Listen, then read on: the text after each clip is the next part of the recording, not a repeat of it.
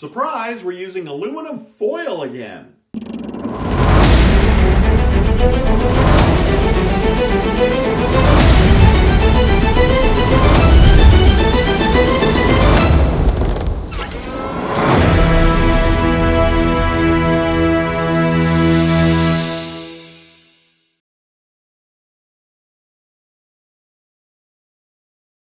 Welcome to another episode of The GameSmith. In today's episode, we're tackling another build versus bot craft. This time we're looking at the tent and lean-to. To start, we're going to take a look at another of Wizkid's Wave 10 Deep Cuts miniatures. Deep cut miniatures are already primed, which is a very helpful feature. These miniatures are molded plastic, and you purchase a single tent and lean-to in each package, which I picked up at my local hobby store for about $7 Canadian. The back of the package shows the miniatures after they've been painted, but I think we'll be using our own color scheme. Now we're going to carefully open this package just like we did with our wood piles video. These packages are great containers for mixing paints, washes, and so on. When we're done with it, we can recycle the plastic and the cardboard. Before we can make our own tents, we want to measure the dimensions of our bot version, since we're going to be copying the size and shape. We don't need the homemade versions to be exact, but I'd like them to be relatively close. After all, we're not trying to create high precision copies, just a close approximation. Next, we're going to need some tin foil or aluminum foil. I found this Betty Crocker brand at Dollarama. The thickness of the foil doesn't really matter. We can just fold it multiple times to create a stronger overall sheet. We're going to need a length of tin foil about 16 inches or 40.5 centimeters long. We will need double that length if the tin foil is a noticeably light or thin variety. Next, we're going to be using some paper towel that is not very thick. The size of this sheet is about 12 inches or 30.5 centimeters by 8 inches or 20 centimeters. You'll notice that there's very little surface texture on this sheet, which is my preference. On most household paper towel, you can see these textured patterns. I prefer the paper towel with minimal or no texture so that it looks more like canvas or fabric. On some towels, the texture will show through after we're finished painting it and the towel dries. We're going to fold the length of our tin foil into multiple 4-inch wide or 10 centimeter wide segments. We want to fold the segments so that they overlap in alternating pleats to create a single 4-inch wide sheet. Obviously, if we have a larger length of foil, we will have to fold it multiple times to create the 4-inch wide finished product. Next, we're going to need some glue in a 50-50 mixture. For those of you who are unfamiliar with a 50-50 blend, we simply fill a container half full of PVA glue and the other half with water and vigorously mix the two together. Check out our foundations video on basic mixtures if you'd like more information on using different thicknesses of PVA glue. I'll put a link in the corner for you. Next, we use the brush to liberally spread the 50-50 mixture over the tin foil sheets. Make sure to get the glue mixture over the edges so they don't separate later on. Bear in mind that the more glue we add, the longer it will take to dry. Also keep in mind that until the glue completely dries, some may leak out the edges, so you'll want to place the tinfoil sheet on a non-stick surface. Now we're going to take the paper towel and wrap it around the outside of our tinfoil sheet. Once again, make sure to get the 50-50 mixture all the way to the edges. We don't want the paper towel to separate from the foil. You can smooth out the paper towel on the surface, or you can clump it together to create tiny folds in the surface texture. Then we leave our tinfoil paper towel sheet to dry. The outside will dry much quicker than the interior, so don't be fooled that the sheet is ready for the next step. 24 hours should be long enough, but it may take longer depending on how much glue mixture we used between the tinfoil layers. Once the sheet is dry, we cut the ends off to get a pristine straight edge. We also cut the lengthy bottom edge off. If you have any glue mixture leak out, it means the interior hasn't completely dried yet. Now we cut our paper and foil sheet in half. Our sheet is 11 inches long, so we cut it into two 5.5-inch sheets. Next, we create our rigid tent structure by folding over one of the narrow ends of our foil and paper sheet. We create a fold that is about 1/4 inch or 5 millimeters in width, and then fold it over on itself again. We do this to hide the outside edge of our foil sheet. Now we flip the foil sheet over and fold the bottom to match the top fold. Then flip the sheet over and repeat the fold again. We repeat this process once or twice more, but not too many times or we'll shorten our tent too much.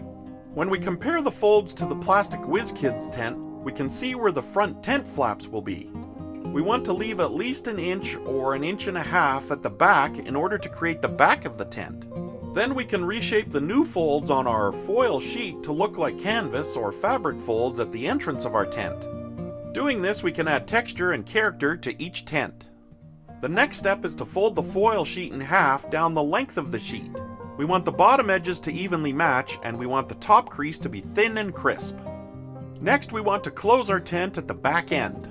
To accomplish this, we cut along the top crease of our tent to a depth of 1 inch or 2.5 centimeters. Then on the interior side of the tent, we fold the foil sheet from our new cut into angles that create 2 points on opposite sides of the tent shape. Next, we fold the 2 flaps over each other, much like wrapping a present or a package. The excess foil on the bottom we can cut away or fold it over on itself towards the interior of the tent. We then shape the back end so it looks similar to the plastic tent we are modeling our version after. We then glue the end flaps with some PVA or hot glue to seal it closed. At this stage, we now add a post inside the tent near the front entrance. We can use a round toothpick or a thin dowel that we have added a bit of texture to. The length of the pole should only be long enough so that the sides of the angled tent are flush with the play surface. Then with a dab of hot glue about 1 centimeter or half an inch inside the tent, it will hold the post in place. Now we have our basic freestanding tent structure. Now we're going to turn our attention to the homemade version of the Lean-To. Just like we did with the tents, we want to measure the dimensions of our bought Lean-To. We don't need the homemade version to be exact, but I'd like it to be relatively close in size.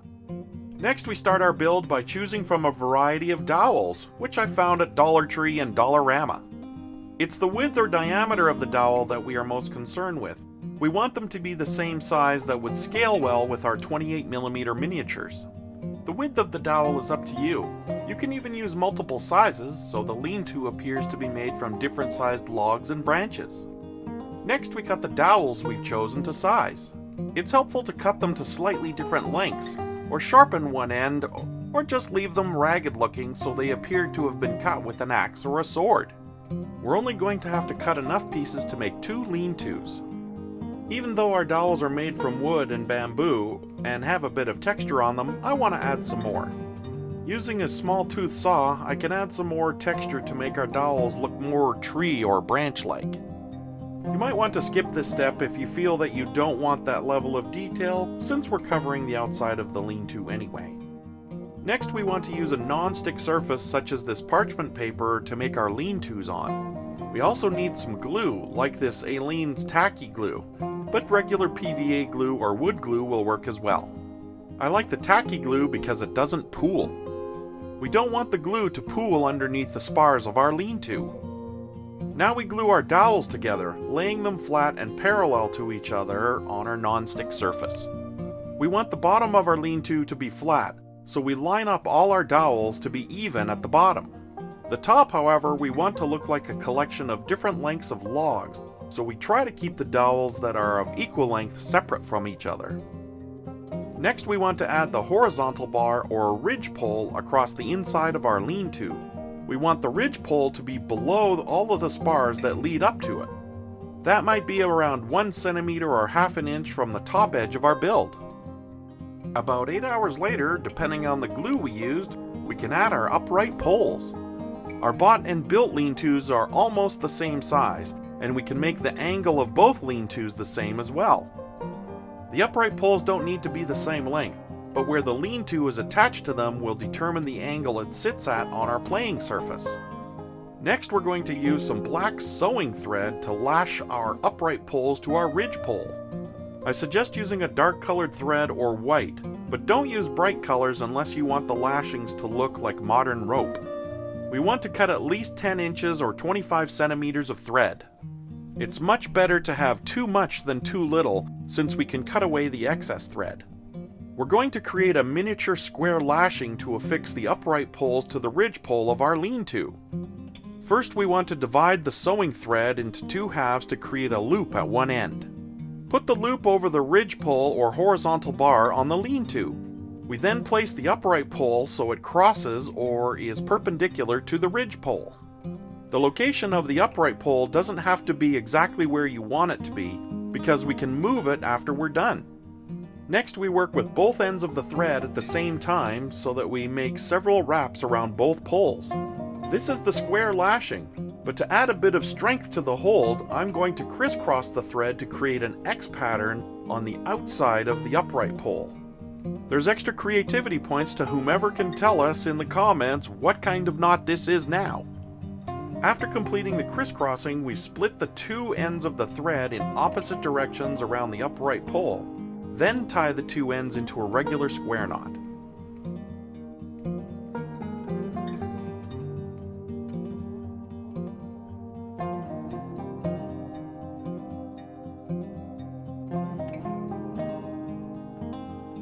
We then move the upright pole into the desired position and cut away the excess thread.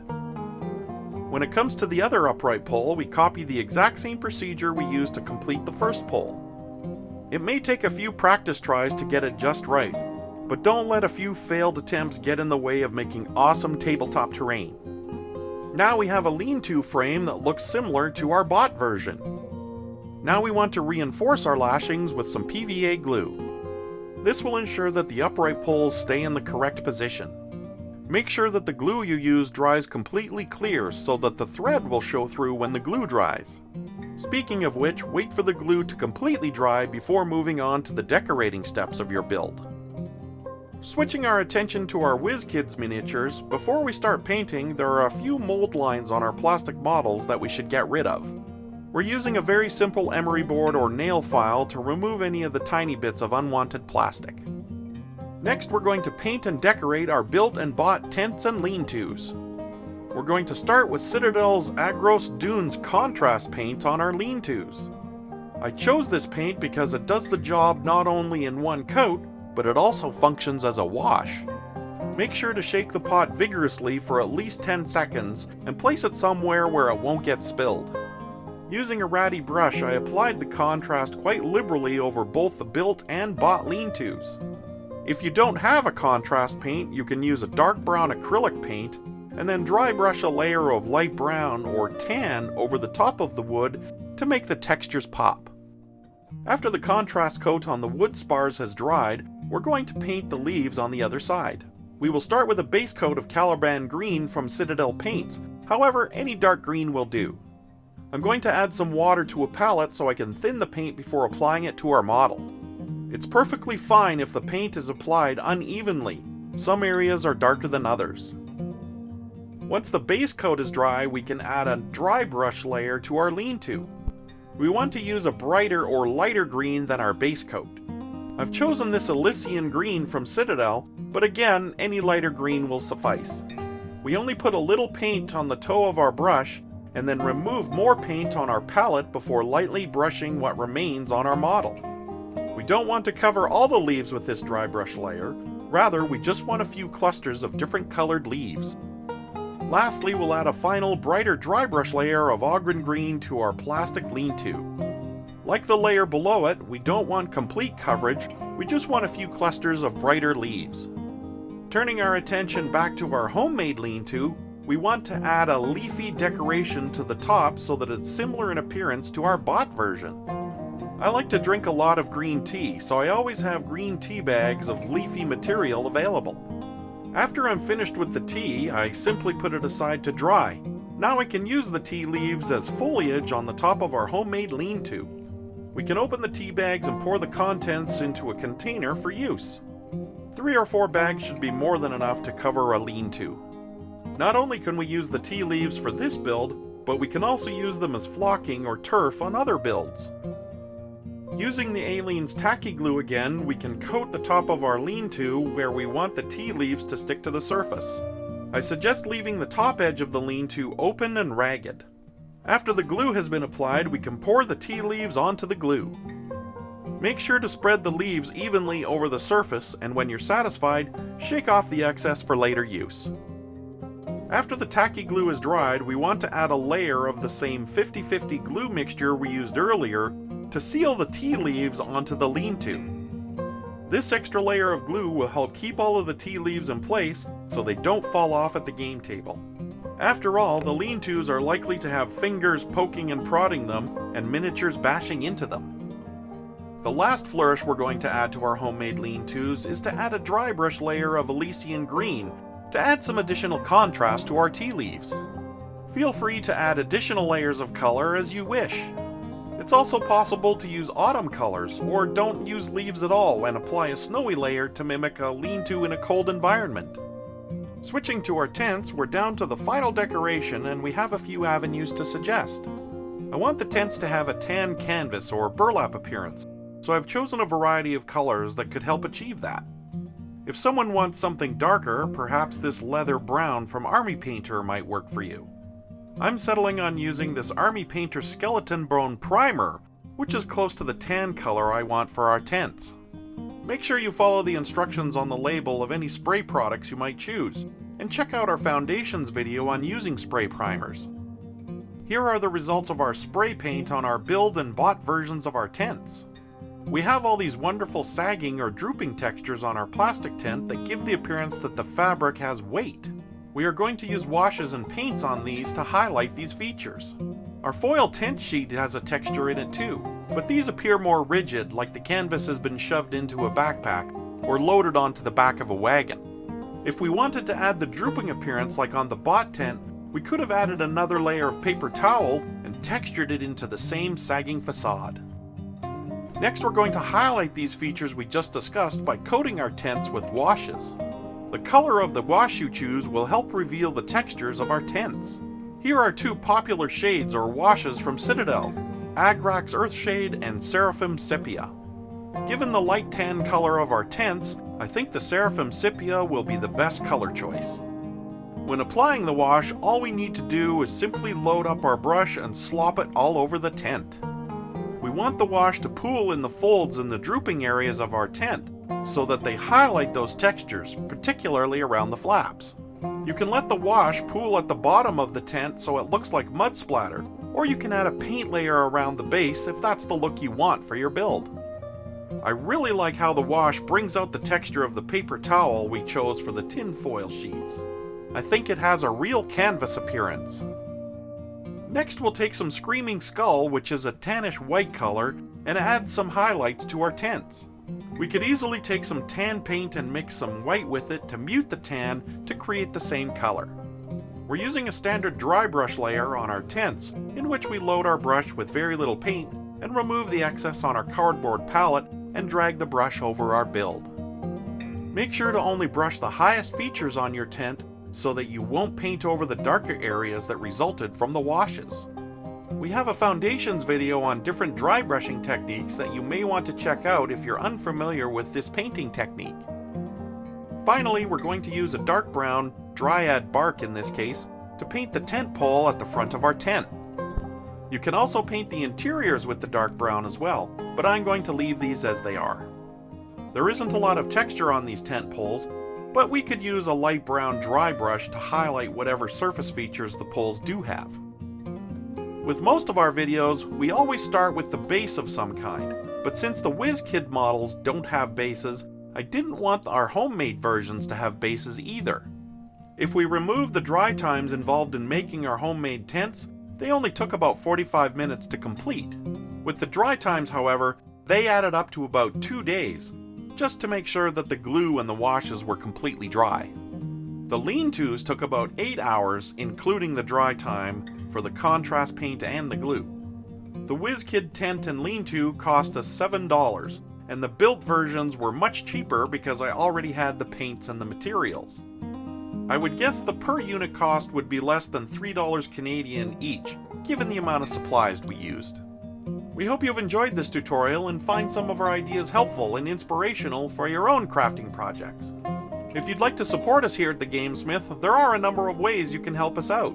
If you haven't already subscribed, please hit that subscribe button. Hit the thumbs up button and give us a like. Ask a question or leave a comment below. Don't forget to tell a friend about the channel. Check out our website at TheGameSmith.org and read our free monthly blog. Finally, you can join us on Patreon, which gives you access to content like our roundtable podcasts. Your support in any form is very much appreciated. Until next time, I'll see you at the table.